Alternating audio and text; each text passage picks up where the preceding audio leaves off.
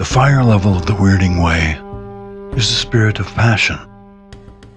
Centering at the fire level means centering with the emotions. Centering with the emotions does not mean denying your feelings, nor does it mean allowing your feelings to rule over you.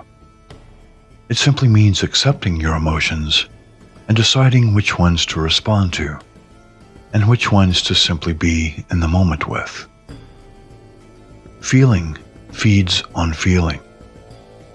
To center at the fire level, ask yourself if you are feeding an emotion that will consume you like a wildfire.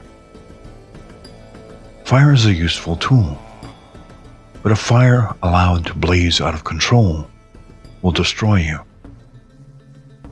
The key to centering at the fire level is to stand as close to the fire as possible without throwing yourself into the flames.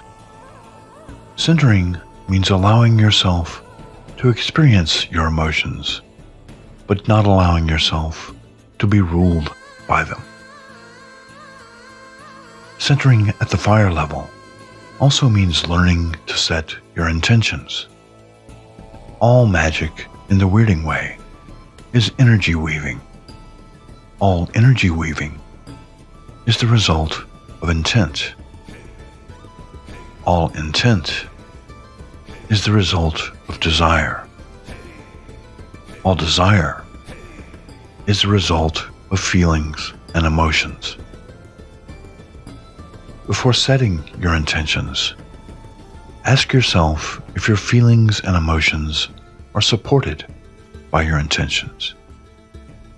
When you have mastered the art of centering at the fire level, you will be able to use your emotions to set your intentions without being consumed by them.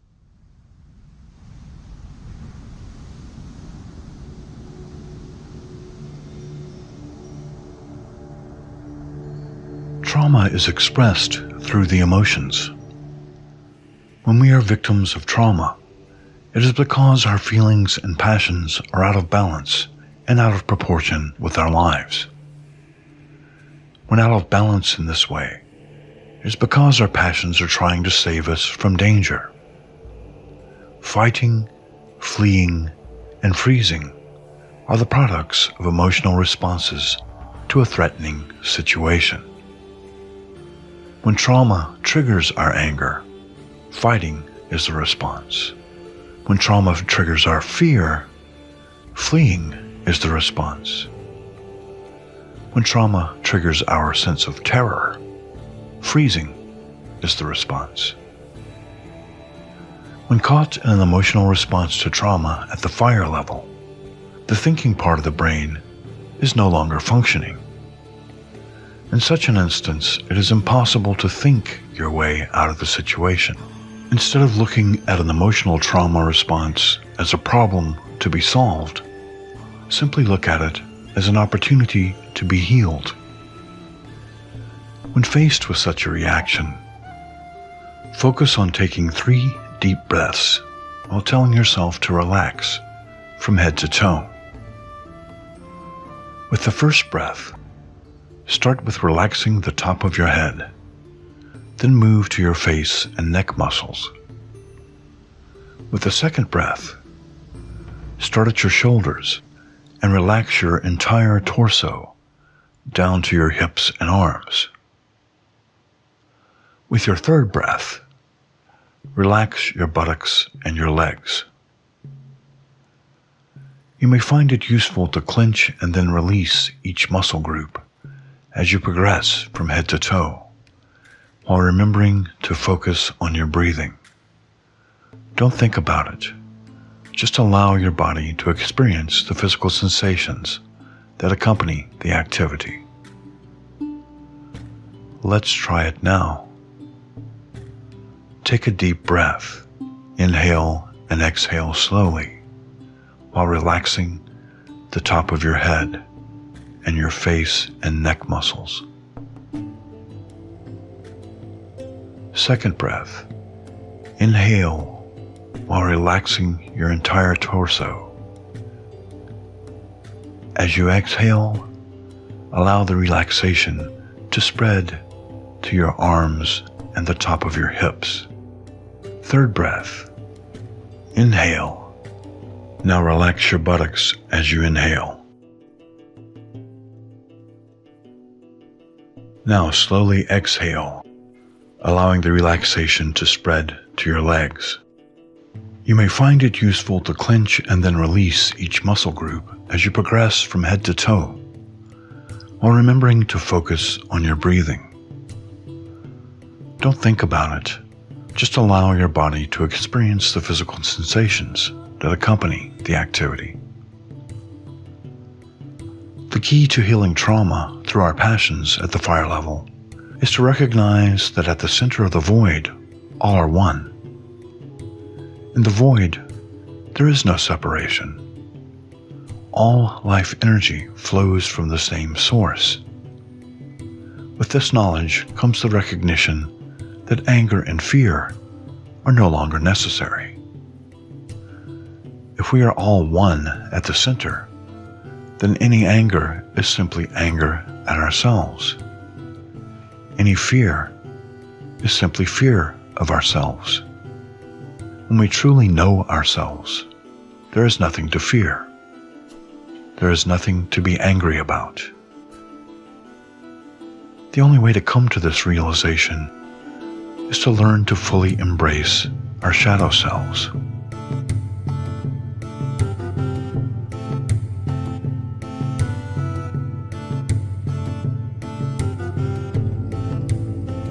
There are no good feelings or bad feelings. You feel what you feel. What may or may not be good or bad is the way we choose to react to our emotions and the passions we experience. For most of us, our culture has taught us that certain emotions are appropriate to express, while others must be denied and repressed. The shadow self consists of the darker emotions we have been taught to hide from others and from ourselves. The shadow self is the thoughts, feelings, and behaviors we have been taught not to own or to acknowledge. Most of the unresolved trauma in our lives exists because we've been taught to deny the pain, to hide it, or to cover it up. We've been taught that the emotions and passions associated with such trauma are signs of weakness. They are perceived as vulnerabilities that could lead us to be traumatized all over again. We have all experienced some sort of trauma in our lives. It could be emotional, verbal, sexual, or physical trauma, or a combination of all of these. Some have experienced much more severe trauma than others, but all of us have experienced it at some level.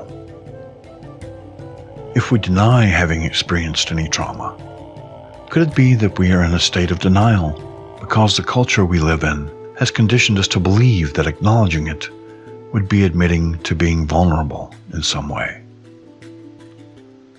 At the fire level, shadow work involves admitting and embracing our own vulnerabilities. It means accepting our darker moods and passions, at least as deeply as we do our lighter ones.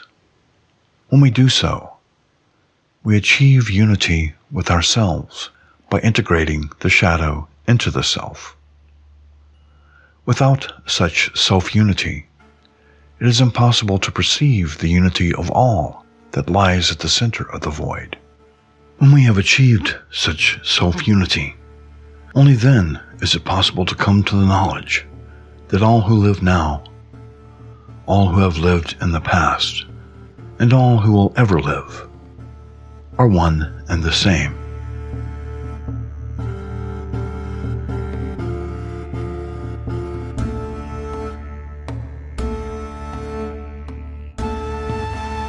Shadow work at the fire level can be facilitated using fire scrying.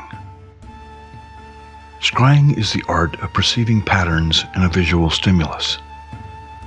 These patterns are then interpreted as messages or visions. Scrying is usually used for divination, but it can also be used to learn about our own inner states.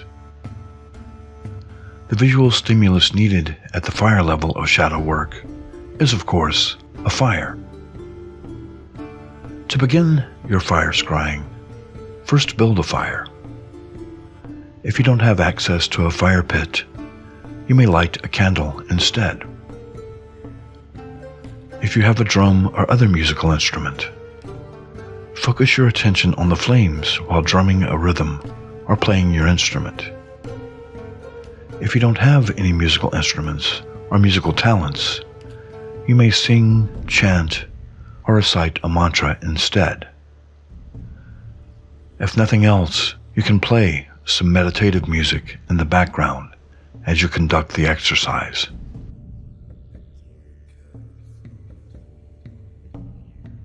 Continue focusing on the flame while feeling the music with your whole being. Let the rhythm sink down deep into the core of your being until you feel it is at your emotional core. When the music is speaking to your emotions, notice what you see in the flames and how it might relate to your current emotional state.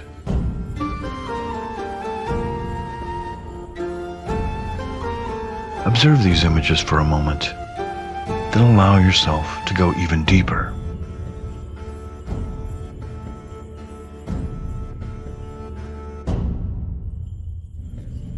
Notice your more negative emotions and passions, the ones you have been taught to deny. Welcome them with open arms as you continue to gaze into the flame.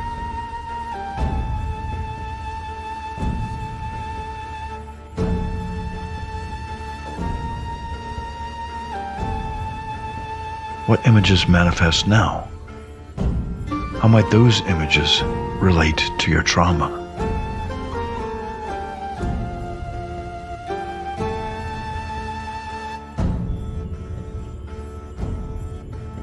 In the past, how have you expressed these emotions related to those images?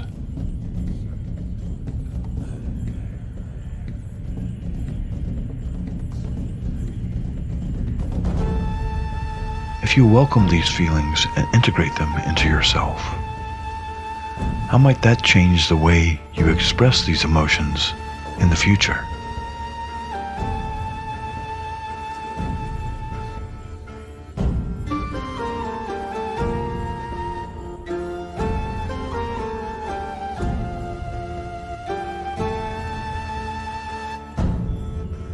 Continue to use fire scrying whenever you feel your shadow is out of balance with the rest of your being.